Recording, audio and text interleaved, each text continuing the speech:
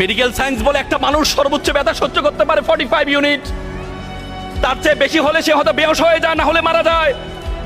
একটা মা যখন সন্তান প্রসব করে তার ব্যথার ইউনিট 55, বলে 30টি হাড় একসাথে ভাঙলে যেমন ব্যথা পায় তার চেয়ে বেশি ব্যথা পায় মা। সে মাকে আমরা বৃদ্ধাশ্রমে রেখে আসি, সে বাবাকে আমরা বৃদ্ধাশ্রমে রেখে আসি। ওয়ালা তাকুল্লাহুমা উফি ওয়ালা তানহারহুমা ওয়া কুল্লাহুমা কাওলান কারীম। আল্লাহ তাআলা কোরআনে বলেছে উফ শব্দটি পর্যন্ত ব্যবহার করো না মায়ের সাথে, উফ শব্দটি পর্যন্ত ব্যবহার করো না। প্রত্যেকটা ধর্ম অত সৈন্য হোক কিলু কাম্বুরূপ রোহিত কপতগিনী নির্বিষ্টাহ দলভা গোপিঙ্গ কদলি কুঞ্জ ব্রহ্মদ বানরা, প্রত্যেকটা ধর্ম এমফাসাইজ করেছেন। তো সুতরাং এখানে যারা মা বাবা আছেন এবং অভিভাবকরা যারা আছেন, আপনি আপনার শ্বশুর শাশুড়ি আপনার মা বাপকে সেভাবে সম্মান করবেন। সন্তান দেখে শিখে, লার্ন ইন বিহেভিয়ার।